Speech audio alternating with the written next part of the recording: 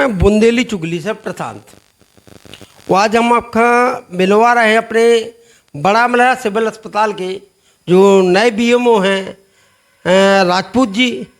हम उनसे जानकारी लेते हैं कि उन्हें जो प्रभार बड़ा मलहरा का दिया गया है वो किस आधार पर दिया गया है।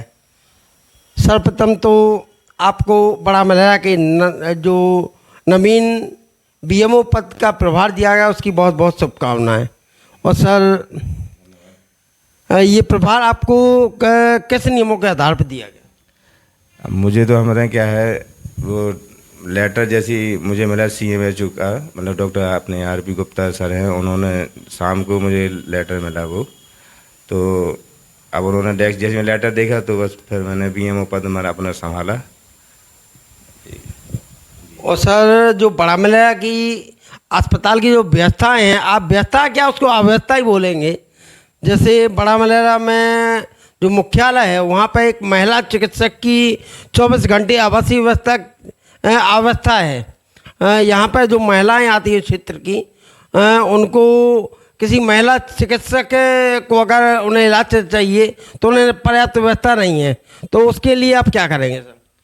अभी जो मतलब क्या है उसके पहले जो अनियमितताएं थी तो उसके बारे में तो मुझे पता नहीं है, लेकिन अब मैं कोशिश करूंगा कि जहां तक है जनता को या मतलब हितग्राहियों को पूरी मतलब क्या है स्त्री रोग विशेषज्ञ का पूरा फ़ायदा मिले, और जहां तक मैं बताऊँ और अच्छे से अच्छे स्वास्थ्य सुविधाएं दिलाने की कोशिश करूँगा।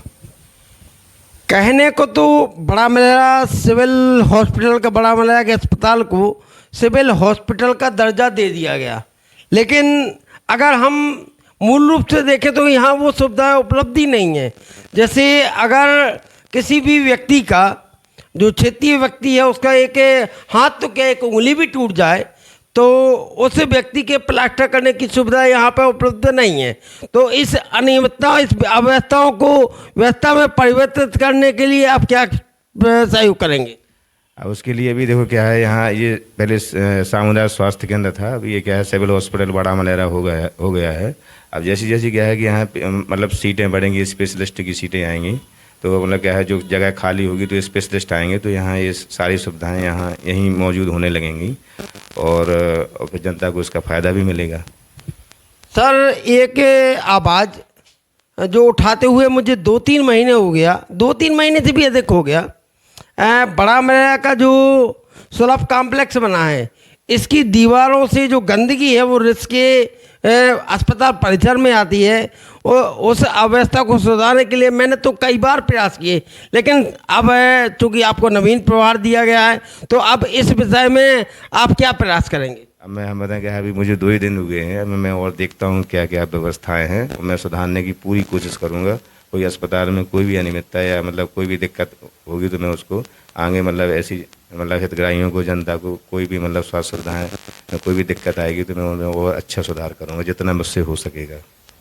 जो यहाँ के चिकित्सकों द्वारा बाहर के मेडिकल से दवाएं लिखी जाती हैं और बड़े बड़े पर्चे जो शायद 1500-2000 लगभग होते हैं, तो क्या इस अव्यवस्था को सुधारने का प्रयास करेंगे? इसमें भी हम देखेंगे डॉक्टरों से, मतलब ये सब मतलब अभी 2 दिन है, अभी और आगे देखेंगे सबको। मतलब मैंने क्या है प्रयास करूँगा, मैं कोशिश करूँगा सब मतलब क्या है मतलब ऐसी अनियमितता ना हो, और मतलब क्या है जितना हो सके जितनी सरकारी सुविधाएं हैं वो मतलब जनता को यहीं से मिले सुविधाएं जितनी हैं। धन्यवाद सर।